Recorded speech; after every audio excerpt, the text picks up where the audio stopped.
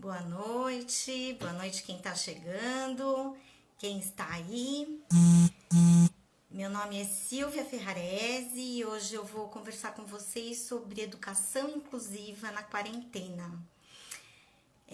Quero agradecer já, iniciando aqui, quero agradecer a Regina, coordenadora do CIESP, por mais esse tempo aqui junto com vocês para trabalhar aí educação inclusiva. Esse tema que eu sou tão apaixonada já há tantos anos e vai ser um prazer estar aqui falando sobre isso com vocês. Quero agradecer também o CIESP por, mesmo com todo esse desafio que a quarentena trouxe para todas as escolas, tem aí ficado atento a que as formações continuadas permanecessem ativas. Vou dar mais uns minutinhos antes de começar, para dar tempo de todo mundo entrar. Aproveito também a lembrar para vocês que se cadastrem aí nas redes sociais do CIESP, tem sempre novidades, então entrem no canal. Inclusive essa live vai ficar gravada no canal do CIESP, do YouTube, então se inscreva lá.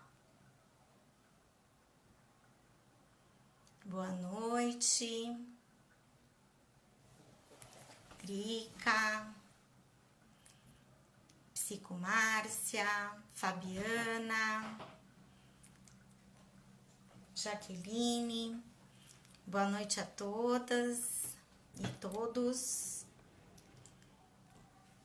Vamos começar um pouquinho? Vou começando aqui devagar. Bom, a gente vai ter menos de uma hora para falar sobre um assunto bem complexo, né, amplo. Então eu vou ter o desafio aí de resumir. Quem já foi meu aluno no CIESP sabe quanto eu gosto de falar desse assunto. Então vai ser um desafio resumir tudo que eu tenho para dizer. Para a gente deixar esse espaço mais dinâmico, peço que vocês coloquem aí as perguntas, os comentários. Vamos deixar esse momento bem interativo. Então, para começar, de verdade, o que vocês pensam sobre educação inclusiva? Normalmente, quando vem esse termo, né, quando a gente ouve esse termo, educação inclusiva, automaticamente a gente pensa nos alunos com deficiência, não é? Mas esse público, esses alunos com deficiência, eles na verdade são o público-alvo da educação especial, que são os alunos com deficiência física, sensorial, com cegueira, surdez, surdo-cegueira, os alunos com deficiência intelectual, os alunos com transtorno do espectro autista e os alunos com altas habilidades e superdotação. Esses estudantes são aqueles que estão debaixo dos direitos de todos que a lei prevê para esse grupo de alunos. Aqui a Andresa está falando que educação que acolhe, atende às necessidades. Isso, você já antecipou uma palavra aí que eu vou usar bastante, que são as necessidades educativas. Então, esse público-alvo da educação especial tem necessidades educativas bem específicas. E aí, por isso, ele está amparado pela lei. Esse amparo acontece desde 88, né? Na Constituição de 88. Mas a última lei aí, que já não é tão recente, né? Faz 5 anos esse ano, é a Lei Brasileira de Inclusão. Ali estão previstas várias condições para garantir o acesso e permanência desses alunos na escola. Então, ali naquela LBI está previsto que para esses alunos conseguirem entrar na escola, eles vão ter garantias de um atendimento educacional especializado, que é realizado numa sala de recursos e é feito por um profissional habilitado, né, um pedagogo que fez a especialização dele em educação especial. Ele vai ter também o direito, quando necessário, ao profissional de apoio e ele vai ter a garantia de matrícula. Essa LBI causou um pouco de alvoroço quando entrou, porque ela trouxe para a escola privada a responsabilidade de aceitar esses alunos, e as escolas que não aceitam a matrícula desses alunos estão passivas aí de multas que são bem onerosas. E aí ele tem também o direito, nessa escola privada, de receber o atendimento educacional especializado, feito pelo profissional habilitado. É importante dizer que esse profissional de apoio,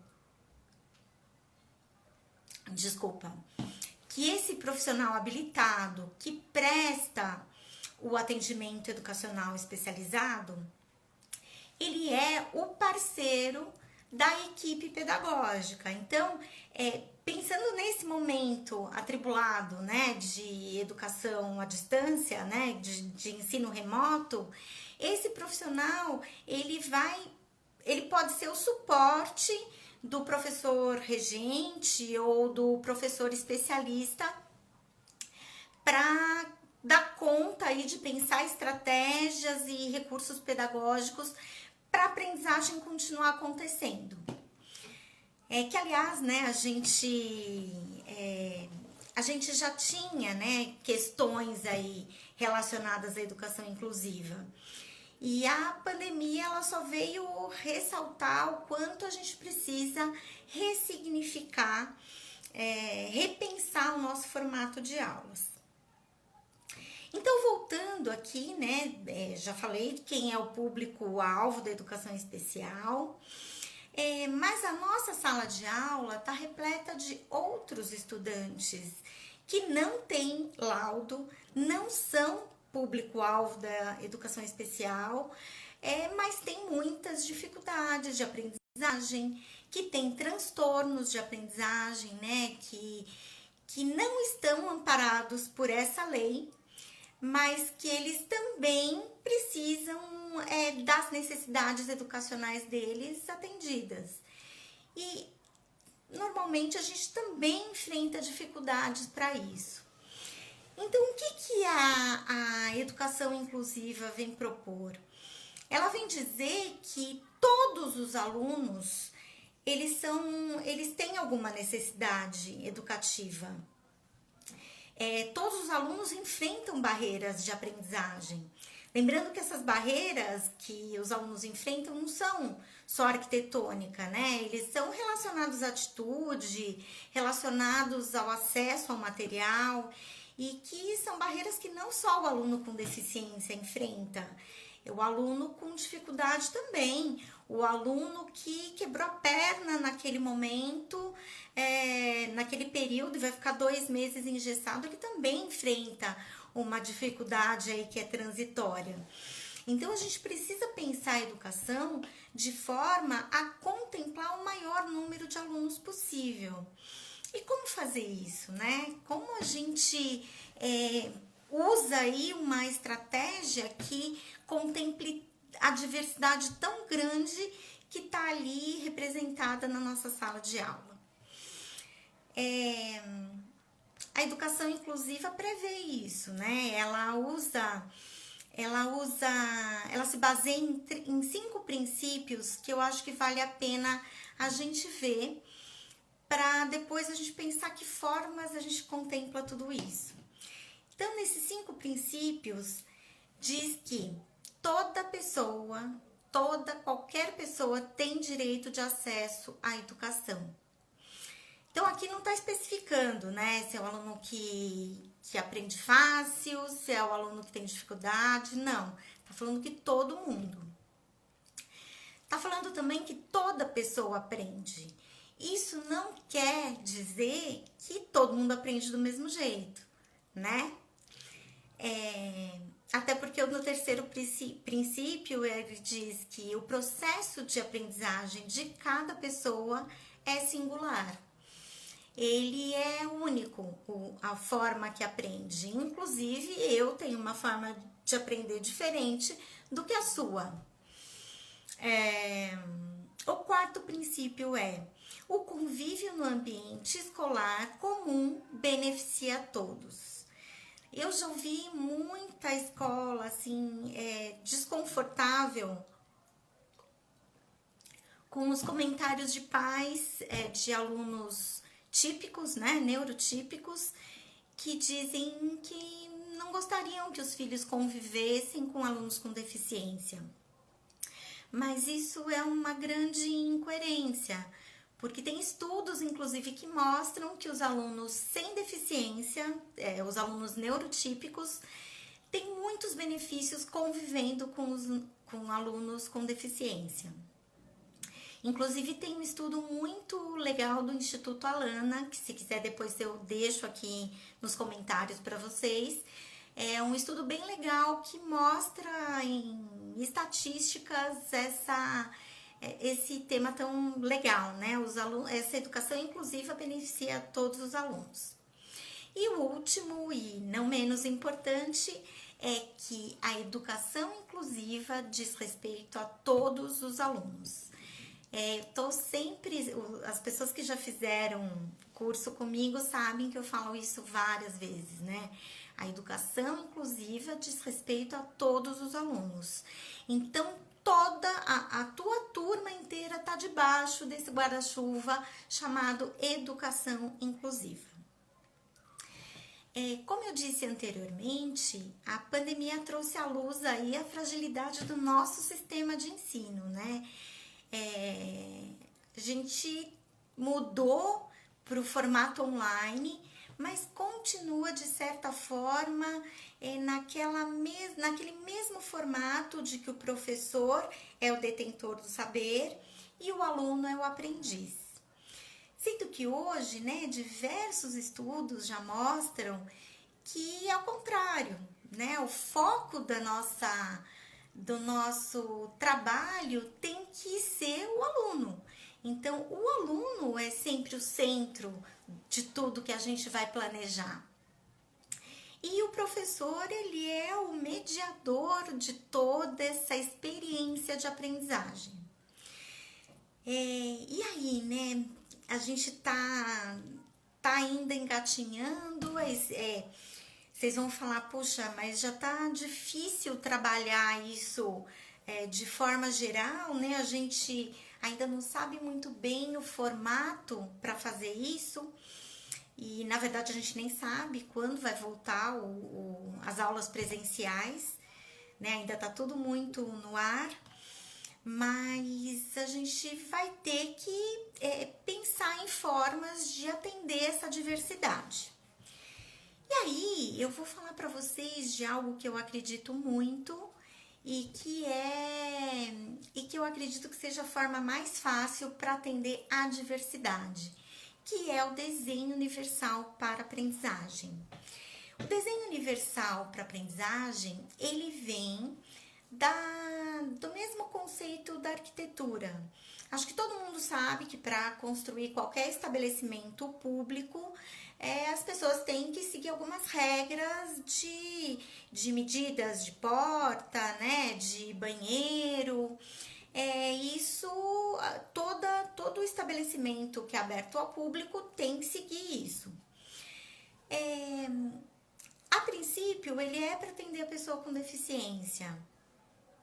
Mas uma mãe que vai no restaurante e precisa trocar a fralda do filho dela, ela precisa de um espaço maior para entrar no banheiro e acessar o fraldário.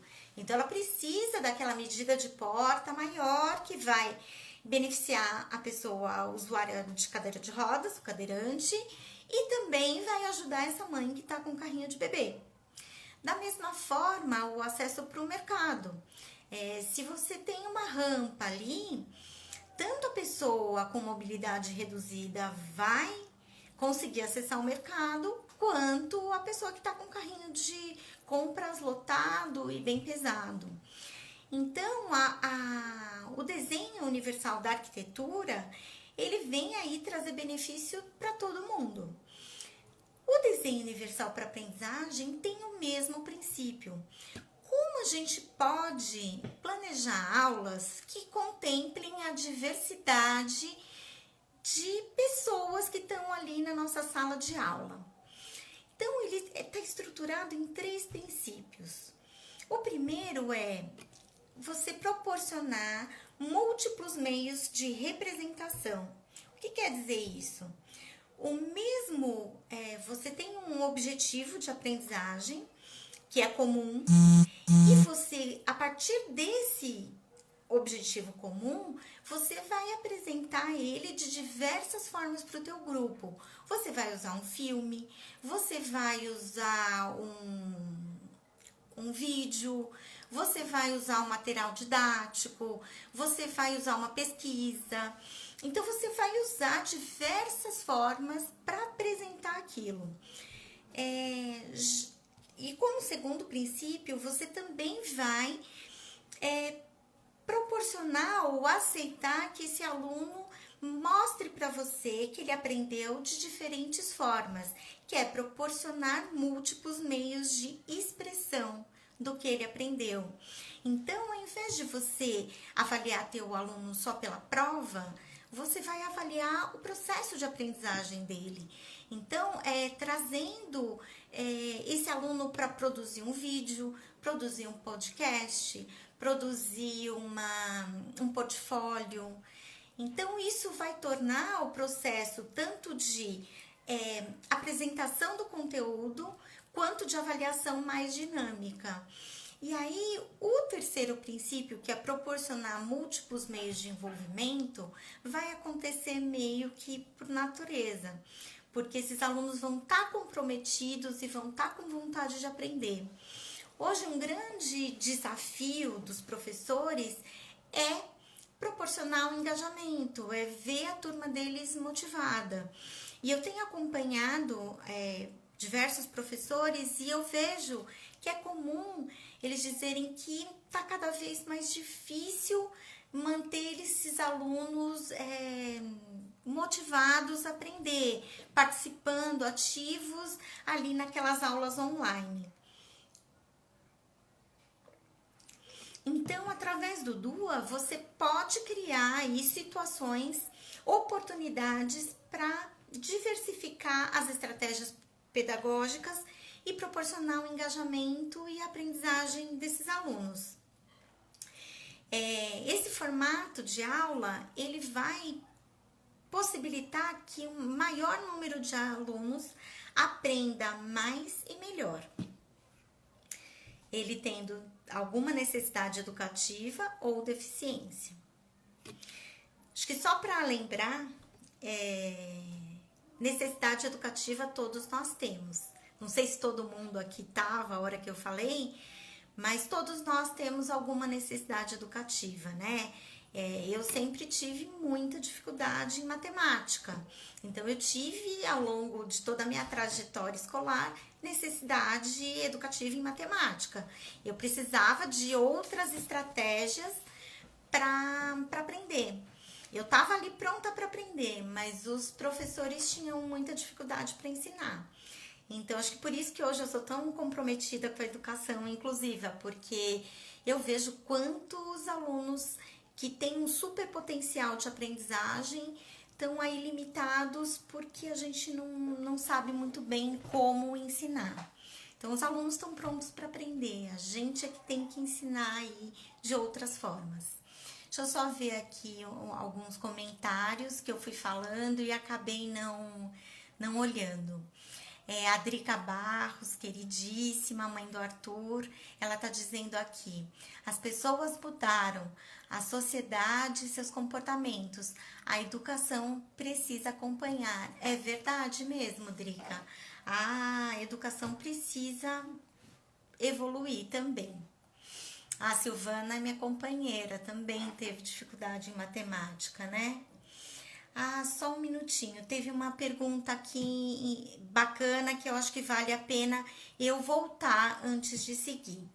A Amanda perguntou: qual a diferença entre educação especial e educação inclusiva? Pergunta excelente, Amanda.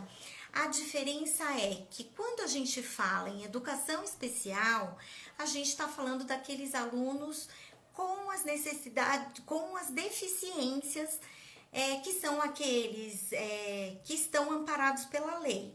Os alunos com deficiência física, intelectual, os alunos com deficiência sensorial, que são os alunos com cegueira, com surdez, os alunos que fazem parte do transtorno do espectro autista, os alunos com altas habilidades e superdotação. Esses alunos têm ali o amparo da lei, então eles têm o direito a frequentar o atendimento educacional especializado, que é realizado dentro de um espaço da sala de recursos e feito por um profissional habilitado para isso, especialista em educação especial. Já a educação inclusiva diz respeito a todos os alunos que não têm esses laudos do público-alvo da educação, mas que são aqueles alunos que têm um transtorno de aprendizagem, do tipo dislexia, TDAH, TOD, DPAC, todos esses que a gente tem de monte nas nossas salas de aula, e os alunos também com dificuldade em matemática, como eu e a Silvana, por exemplo. Então, a educação inclusiva, ela é um guarda-chuvão que cabe toda a diversidade da nossa sala. Então, a proposta de educação inclusiva é você, e principalmente agora, nesse formato online, é a gente planejar aulas que sejam mais inclusivas. Então, aulas que atendam o maior número de alunos possível, que proporcione experiências de aprendizagem para todos esses alunos. Então, eu falei do DUA, né, como uma metodologia que é bem bacana para isso. E eu vou falar para vocês de algo que eu acho muito bacana. Eu aprendi recentemente até e já me apaixonei. Aprendi quando eu estava produzindo um conteúdo de inclusão do Educação Conectada. E eu achei muito bacana descobrir aí o planejamento reverso. Vocês já ouviram falar sobre isso? O planejamento reverso, ele tá num livro que eu vou mandar o link para vocês. É um livro chamado Planejamento para Compreensão. O autor é o Graham Wicks. Ele é um livro muito bacana e ele traz aí a experiência desse planejamento reverso. E ele traz aqui 3 passos que eu acho muito interessante para a gente pensar aí como fazer aulas mais inclusivas e dinâmicas. Então, o primeiro, o próprio nome diz, né? Planejamento reverso. Então, a gente vai começar esse planejamento do final. Eu vejo que um grande desafio de quando eu faço assessoria e ajudo os professores a montar aí o plano educacional individualizado, é o professor definir os objetivos de aprendizagem para o estudante com deficiência. Mas eu vejo que essa dificuldade em definir os objetivos de aprendizagem, ela está um passo anterior até. É difícil muitas vezes definir o que eu quero que o meu grupo de alunos aprenda. Então, acho que o primeiro passo, né, a minha sugestão e a sugestão do autor desse planejamento reverso é que a gente, ao invés de pensar a estratégia que a gente vai utilizar, que a gente comece pensando nos objetivos. Eu vou... só um minutinho aqui, voltando. A Patrícia pediu o nome do livro. Patrícia, o nome do livro é Planejamento para Compreensão. Você entrando no site do grupo, dá para você comprar ele em e-book e tal. Acho que é bem interessante de ler. E aí, voltando, então, o primeiro passo nessa proposta é pensar qual é o nosso objetivo de aprendizagem. O que você quer realmente que esse teu grupo de alunos aprenda? Uma vez que você definiu isso, que você tem muito claro quais são esses objetivos de aprendizagem, você vai olhar para a especificidade do seu aluno com deficiência. E aí você vai pensar daquele objetivo que você definiu para o grupo, qual é o objetivo específico para aquele estudante. Então, esse aluno, se você, por exemplo, vai trabalhar com o teu grupo de estudantes, o objetivo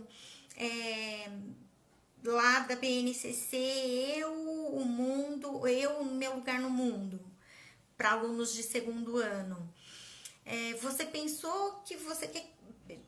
Teu objetivo de aprendizagem com o grupo é que eles reconheçam o bairro, o grupo, a comunidade deles. E aí você definiu ali, aquilo é o teu objetivo de aprendizagem. Para o seu aluno com deficiência intelectual, talvez esse objetivo esteja um passo além do que ele dá conta. Então, você pode olhar, você deve olhar, né, para esse objetivo e refletir dentro do que o teu aluno aprende, dentro do que ele já sabe, dentro do que ele tem de habilidades e do processo de aprendizagem dele, você vai pensar o objetivo de aprendizagem que ele dá conta, que não seja nem muito além do que ele pode e nem muito aquém. Então, por exemplo, para ele o objetivo de aprendizagem adaptado daquele do grupo pode ser ele reconhecer a diferença do espaço de casa e da escola. Esse seria o teu objetivo de aprendizagem com ele. Então, fechou isso? Ficou claro para vocês o que eu falei dessa primeira etapa de planejamento reverso? Coloquem um joinha aqui se ficou claro para vocês. Tá fazendo sentido isso que eu tô dizendo? Obrigada, Silvana. Tá fazendo. Então, eu vou para o segundo passo aqui do planejamento reverso. Que depois que a gente descobriu o que é importante para o grupo, o que é importante para o nosso aluno com deficiência, a gente vai escolher o critério de avaliação. O que você vai escolher como evidência de aprendizagem daquele grupo? Então, o que os alunos vão produzir, o que eles vão fazer, como vai ser, o que do processo de aprendizagem deles deve acontecer para você ter clareza que eles aprenderam, que eles alcançaram os objetivos que você tinha definido para eles.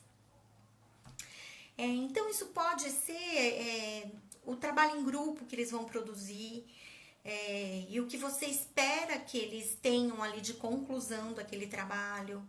Pode ser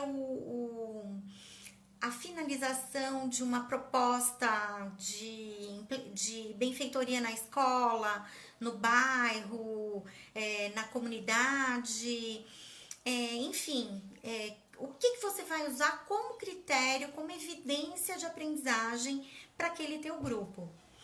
E de novo, depois que você definiu para o grupo, você vai olhar para o seu aluno com deficiência, você vai olhar para aquela especificidade, para as habilidades dele, para o processo de aprendizagem dele e definir o critério, a evidência de aprendizagem de que ele está aprendendo. Acho que aqui vale a pena dizer uma coisa que eu acho que vocês também percebem. Muitas vezes o aluno com deficiência, ele está matriculado na escola. Ele tem a vaga, ele está ali na sala, mas muitas vezes, infelizmente, ele está de corpo presente.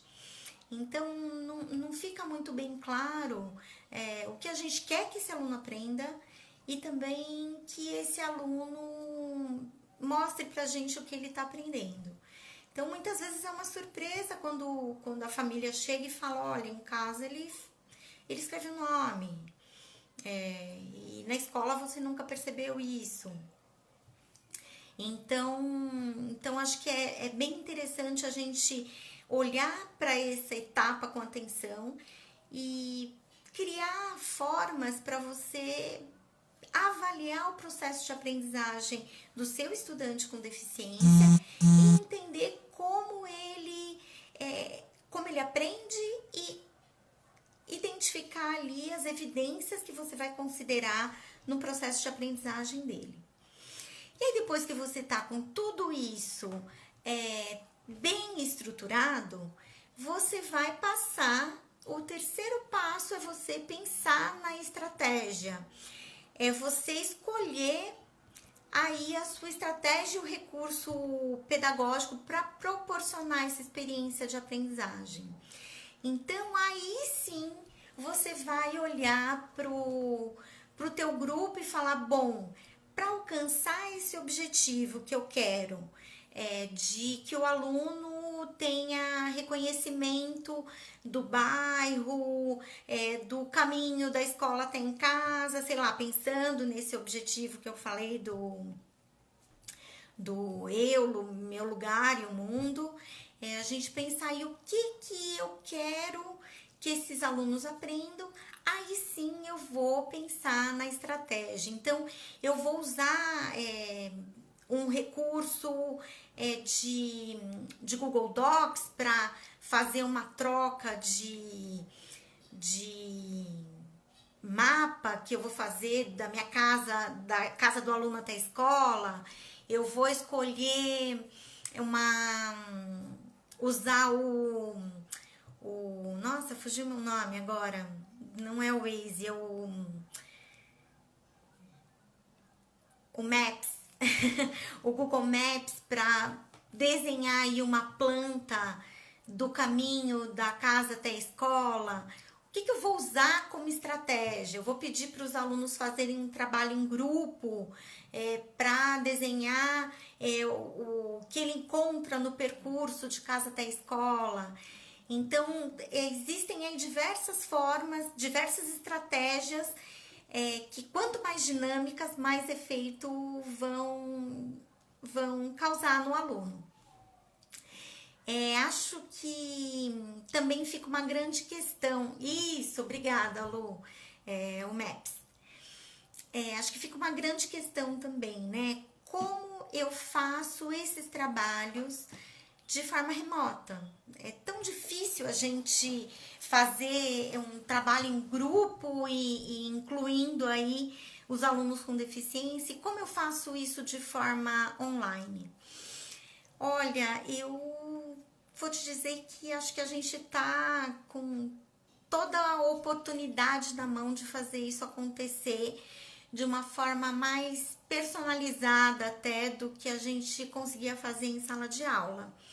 Os recursos educacionais digitais, os REDs, eles proporcionam para o professor muitas oportunidades, muitos recursos para a gente conseguir tanto planejar, quanto coletar evidências de aprendizagem, quanto de personalizar o que você precisa fazer para esse aluno com deficiência ou para o aluno com uma necessidade muito específica. Uma necessidade educativa mais específica, né? Um aluno disléxico, o TDAH, enfim. Então, você consegue, tanto usando plataformas como o Zoom, que proporciona até você fazer grupos, né, online, quanto a Khan Academy, que você consegue produzir atividade, você consegue coletar as evidências de aprendizagem e você consegue ter ideias também para atividade. Você tem outras plataformas também que você consegue produzir jogos, né, como o Flipped, você consegue usar o Socrative. Tem muita coisa legal que a gente consegue tanto produzir os recursos, quanto avaliar e quanto trazer aí componentes de personalização para esse estudante. Antes de seguir, deixa eu dar uma olhada aqui se tem alguma pergunta a mais. Só, desculpa porque eu tô aqui enxergando pequenininho aqui no celular. Ah, tô vendo aqui meninas queridas lá do Objetivo, da Baixada, sempre tão queridas.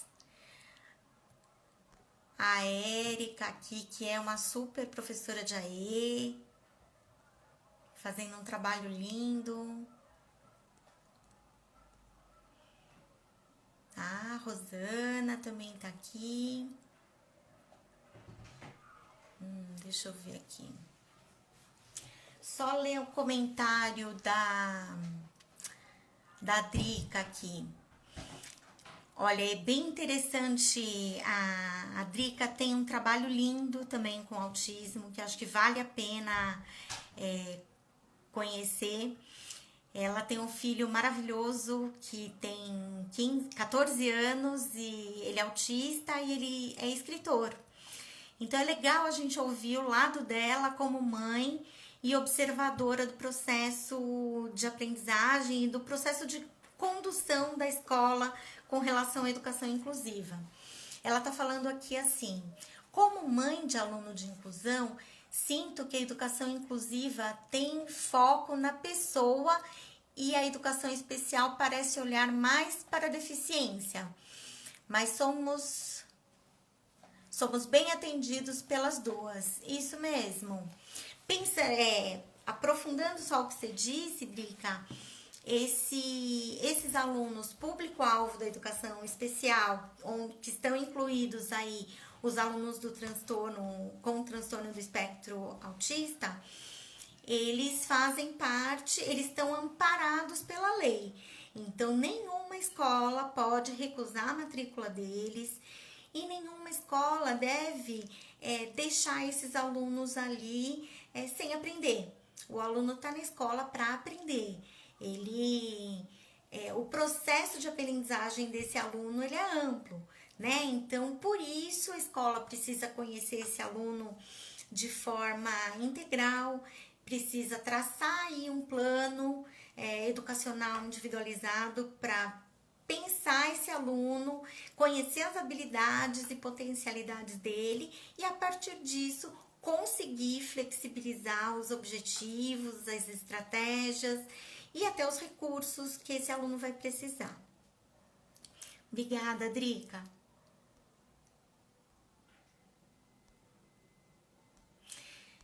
Bom, eu tô caminhando aqui para o final. Eu queria ver se... acho legal vocês já fazerem mais perguntas.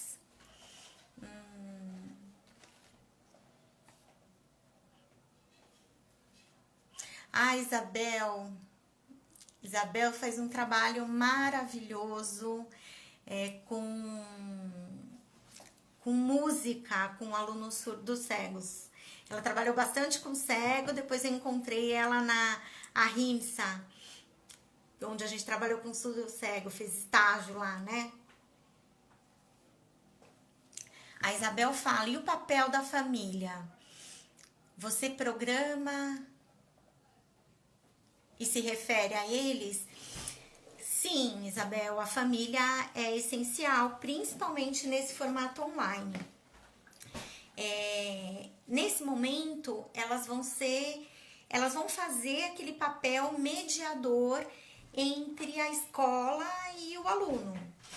Então, a gente precisa ser extremamente parceiro deles. Lembrando que as famílias também estão com dificuldades. As famílias também estão enfrentando aí um desafio grande de trabalhar home office e ainda ajudar os estudantes, os filhos com ou sem deficiência. Então, a gente vê pai e mãe enlouquecidos, né? A gente vê pais falando, nossa, não vejo a hora de acabar essa quarentena. E acho que aqui a maioria de nós somos mães também, né? Então, sabemos que esse processo não é tão simples assim. Então, nesse momento, é fundamental a parceria escola e família. Pensando que, para que a família seja nossa parceira e para a gente conseguir aí uma parceria que dê certo, a gente precisa ter muito claro primeiro os nossos objetivos. Então, se a gente não souber o que a gente quer que o aluno aprenda e o que é importante acontecer, primeiro, né, pensar o objetivo, como você vai enxergar que esse aluno aprendeu e que estratégia você vai usar, você não vai conseguir engajar a família. Então, o primeiro passo é a gente pensar o que nós queremos desse processo de aprendizagem, qual é o nosso objetivo de aprendizagem para o grupo e como ele vai ser flexibilizado para o aluno com deficiência.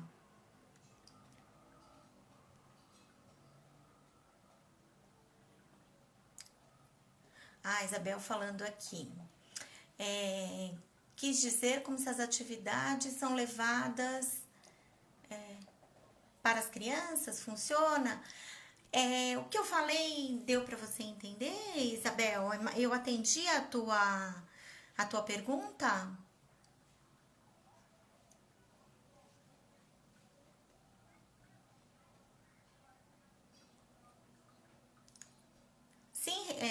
Sim, Isabel.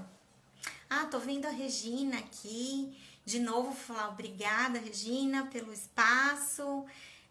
Já tô morrendo de saudade dos cursos presenciais, mas aqui dá pra gente matar um pouquinho de saudade e pelo menos deixar um espaço de formação continuada aí acontecendo, né? Pera lá, deixa eu voltar aqui. Patrícia, tem um filho com deficiência, teria alguma dica para ajudar na alfabetização?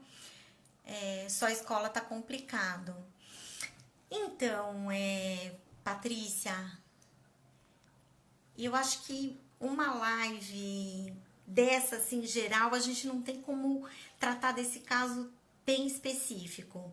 Mas acho que o interessante é a escola ter esse raciocínio, né, de olhar o processo do aluno, né, entender aí o que está acontecendo de pré-alfabetização desse aluno, né? Ele conseguiu alcançar as etapas que ele precisava para chegar aí a ser alfabetizado. Então não é um processo tão simples assim da gente falar em meia dúzia de palavras. Mas no final aqui eu vou deixar meus contatos, e-mail. Se você quiser, pode entrar em contato que a gente conversa um pouco mais sobre isso. A Silvana falando, família e escola tem que caminhar juntos, isso.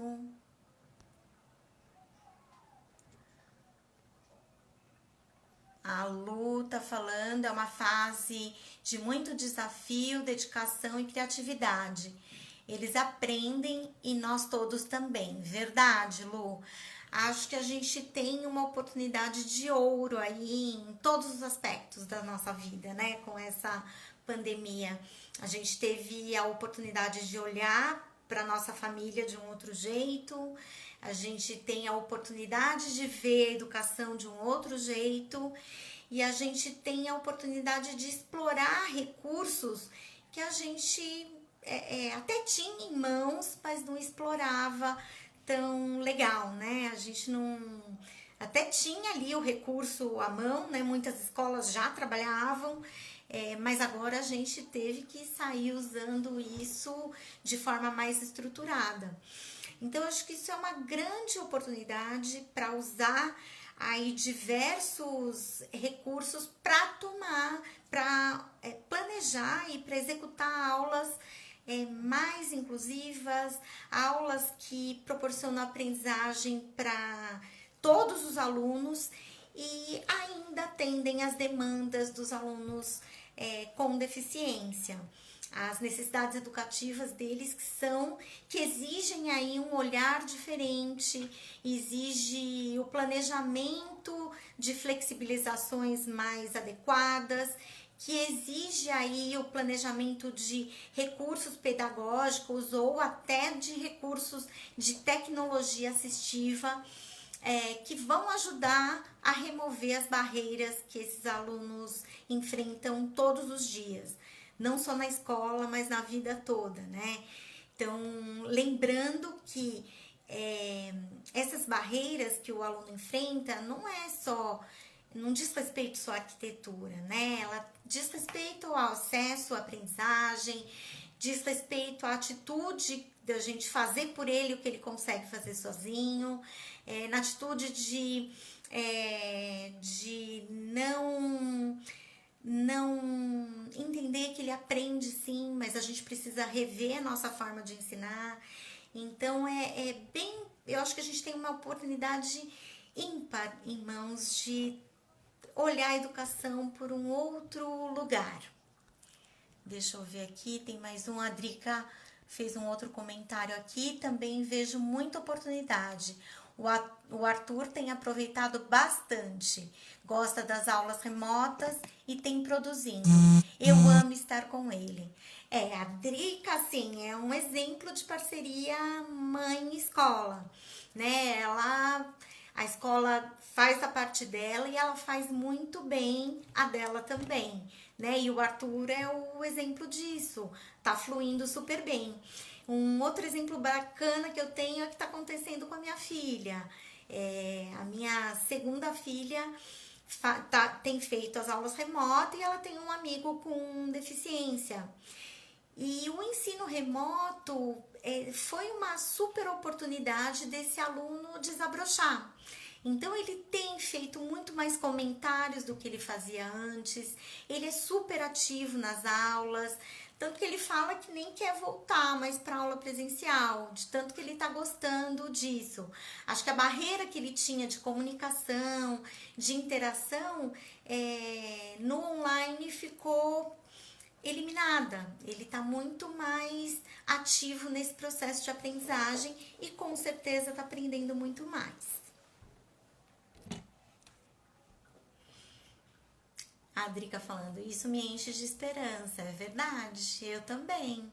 E a gente que é apaixonada por educação inclusiva, né, que assim, a educação inclusiva é muito mais do que um trabalho, é propósito de vida, a gente tem esperança de que isso vai ser cada vez mais natural, né, Drica? Você que fala isso bastante, né? A Silvana tá dizendo que tem 2 sobrinhos autistas.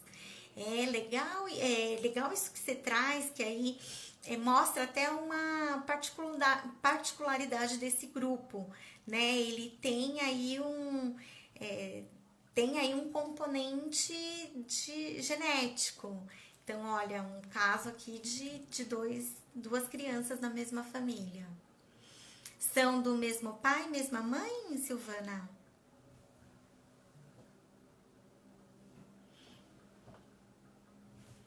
A Silvana tá falando que eles são do mesmo pai e mesma mãe ou são de casais diferentes?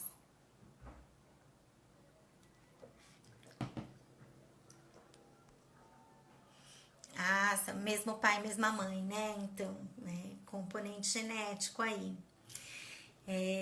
Teve um curso bem legal que eu dei aí no CIESP, né, Regina, sobre autista. Saudade disso. A Samantha está participando aqui como inclusão na escola. Ela daqui a pouco vai colocar nossas redes sociais aí.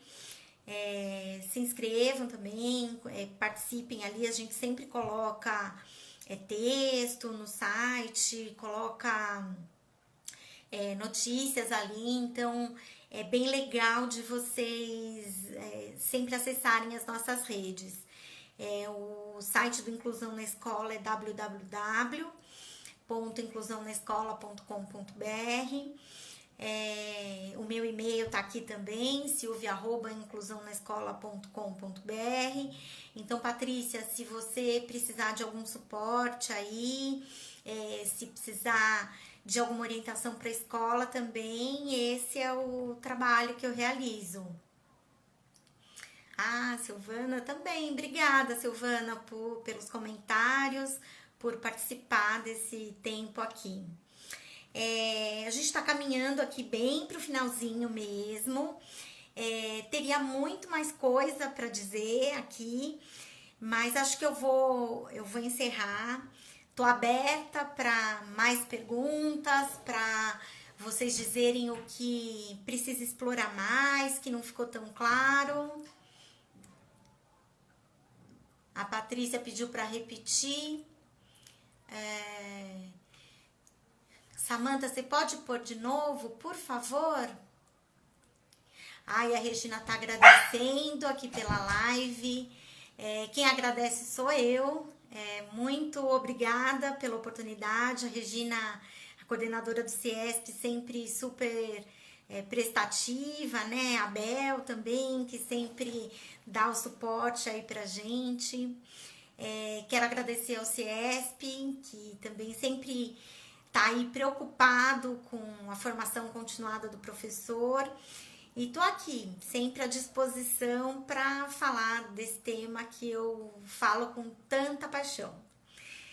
Então, lembrem também de se inscrever nas redes do CIESP, né, no YouTube. Essa live vai ficar gravada lá.